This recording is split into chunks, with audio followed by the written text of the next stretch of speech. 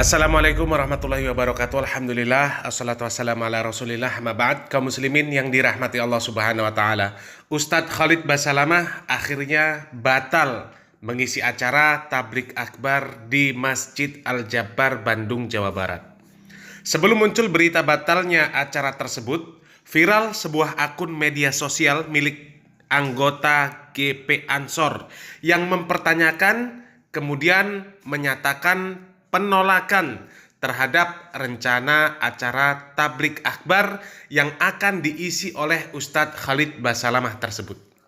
Ditolak oleh GP Ansor, ditolak oleh kelompok Banser, dan batalnya acara tersebut dikutip dari laman website Warta Ekonomi, dan ini adalah berita terbaru bahwasanya alasan dibatalkan bukan karena ceramah Ustadz Khalid Basalamah yang dinilai radikal seperti yang ditweet oleh anggota GP Ansor tersebut. Akan tetapi batalnya acara tersebut karena Masjid Al-Jabbar ini ditutup sampai awal Ramadan.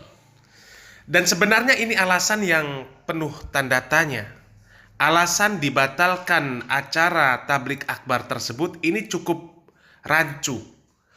Masjid milik pemerintah Provinsi Jawa Barat yang seyogyanya jadwal atau program kegiatan itu tersusun rapi, terprogram dengan rapi, dengan baik. Tiba-tiba ada program penutupan masjid. Dan ada apa? Masjid ditutup. Tapi kita berhusnuzon, mudah-mudahan itu merupakan keputusan yang diambil demi kemaslahatan kaum muslimin. Hanya saja timbul pertanyaan, ada apa gerangan mereka, orang-orang dari GP Ansor, dari Banser, dan segenap jajaran mereka seringkali melakukan penolakan dan pembubaran kajian orang-orang yang mereka sebut dengan Salafi atau Wahabi. Kalaulah dikatakan sesat, atas dasar apa dikatakan sesat? Karena tidak ada fatwa resmi yang mengatakan orang-orang Salafi atau Wahabi itu sesat. Dan ketika dikatakan radikal, radikal dari mana? Ceramah ustadz-ustadznya beredar luas, bisa dilihat, dinikmati, ditonton, didengar oleh siapapun. Alangkah mudahnya menangkap mereka semua seandainya mereka mengajarkan radikalisme, bahkan terorisme. Seperti yang banyak diberitakan, seperti banyak yang diisukan. Kalau dikatakan meresahkan, meresahkan siapa? Kalau ustadznya menyampaikan bab tauhid, memerintahkan untuk meninggalkan syirik, maka yang resah adalah orang-orang yang melakukan kesyirikan. Kalau ustadznya menyerukan kaum muslimin untuk taat, meninggalkan maksiat, maka pelaku maksiat pasti resah mendengar ceramah-ceramahnya. Jadi ceramah-ceramah yang radikal dan meresahkan itu ceramah yang mana? Kenapa tenang-tenang saja ketika ada acara-acara dangdutan, konser-konser musik yang di sana jelas-jelas banyak maksiat, terang-terangan mereka berbuat maksiat? Bukankah yang seperti itu lebih pantas untuk kalian bubarkan? Pengajian-pengajian yang diisi oleh Weldo, kenapa tidak ditolak? Kenapa tidak dibubarkan? Apakah Weldo menurut kalian bukan orang yang menyesatkan? Bukan orang yang merusak akidah? Bukan orang yang merusak pemahaman kaum muslimin? Dan masih banyak lagi perkara-perkara yang lebih pantas untuk ditolak. Mari berpikir cerdas. Semua yang kita lakukan, semua yang kita katakan, semua tindak tanduk kita akan dimintai pertanggungjawaban di hadapan Allah Subhanahu wa ta'ala. Barakallahu fikum. Wassalamualaikum warahmatullahi wabarakatuh. Kemarin kasus masalah Banjarmasin. Saya pas tiba di sana, saya bilang sama panitia, Ustadz gimana ceramah? Ceramah. Kenapa enggak ceramah? Tidak ada sesuatu yang kita sembunyi. Saya bukan orang PKI yang perlu ditakuti, ya? Atau saya mengajak orang untuk kafir. Kita mengajak kalau Allah, kalau Rasul. Ceramah saya semua hampir 600 judul ada di YouTube, bisa ditonton sama semua orang, bisa dinilai.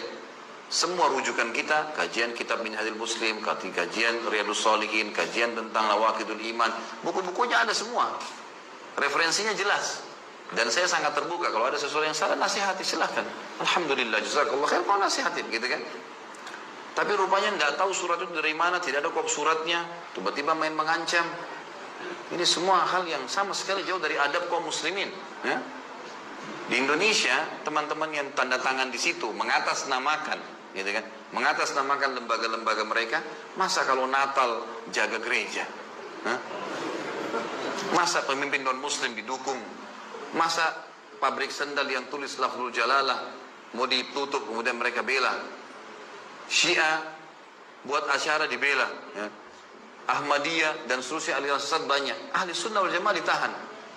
Dan apa haknya secara hukum pemerintahan, apa haknya gitu? Tidak ada hak syar'i.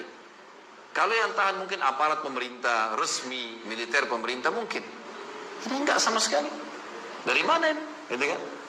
Tapi saya lihat subhanallah pada saat itu sudah terlalu banyak ya. Itu kemarin masa yang datang untuk hadir taklim saja, kalau dihitung-hitung bisa 10.000 kali lebih. Ya. Ada yang sudah nginap berapa hari dari Palangkaraya, dari mana-mana segala macam. Kemudian juga ada yang sudah nginap sampai 2 hari di situ. Akhirnya di tempat yang saya nginap, jazakallah khair Pak Haji yang undang itu, ngumpul semua ikhwah. Masjid tahu tidak datang, saya ditahu di sini datang semua. Akhirnya terpaksa saya buatin ta'lim di rumah. Tapi apa jawaban saya teman-teman sekalian? Saya bilang ikhwani. Dan itu betul juga ada akhwat. Kita harus tahu satu hal. Tidak ada dalam agama itu tidak ada cobaan. Ada cobaan. Dalam dakwah ada cobaan, dalam membangun ada cobaan. Ada cobaan. Kita anggap ini ada saudara-saudara kita muslim yang tidak ngerti apa-apa tentang keadaan, belum kenal saya, belum tahu, main langsung vonis, apalagi ditulis Khalid Basalamah pemecah umat ini. Apa yang pemecah umat? Apa yang saya pecahin? Hah? Kalau saya disuruh pecahin telurnya mungkin iya saya pecahin telurnya supaya makan gitu. Nah, apa yang dipecahin gitu? Ya. Jadi akhirnya ditulislah hal-hal yang tidak benar. Saya bilang jangan balas kebodohan dengan kebodohan. Ingat, saya minta antum dengan tenang, ribuan orang pulang, jangan buat keributan, jangan balas kebodohan dengan kebodohan. Sudah selesai, nggak masalah. Saya pun akan balik ke Jakarta, gitu kan?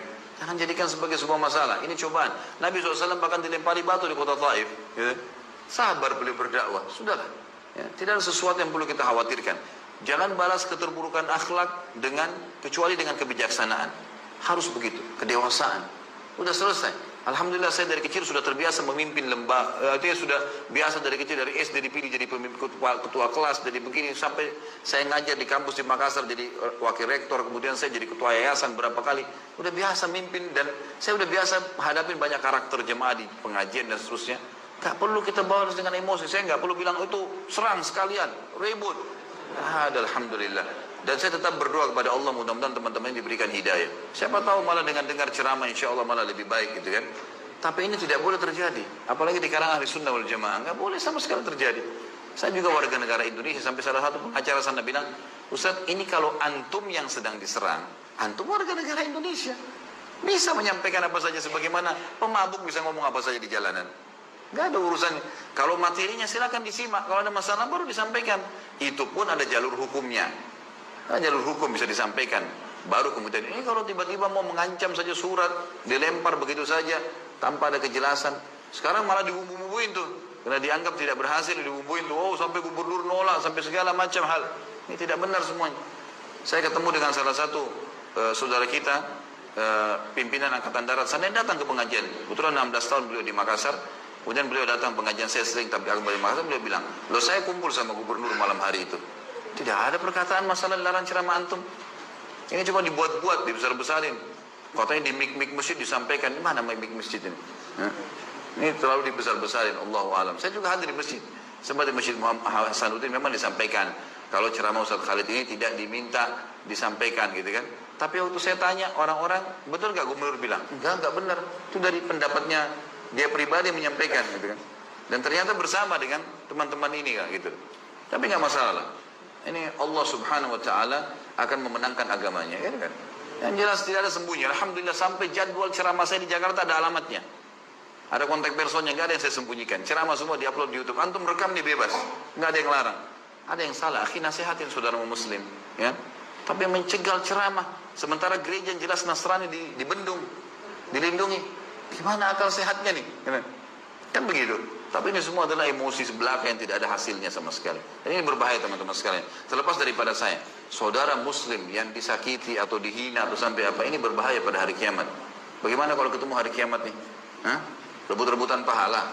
Saya sih terima transfer, gitu kan? Lah iya. Kalau antum gimana? Tidak ngerti, tidak kenal, kan gitu masalah. Kecuali sempat minta maaf, silakan. Dan ingat dalam Islam, kalau kita memaafkan saudara muslim kita yang sedang berbuat salah, kita dapat pahala. Tapi dia belum lepas dari hukuman sampai dia minta maaf. Garis bawah itu ya. Makanya dalam Islam kalau ada yang ghibah, ada yang fitnah kita, kita maafin, itu sudah pahala buat kita. Itu perintah agama. Tapi selama dia tidak minta maaf, dia tidak lepas dari hukuman.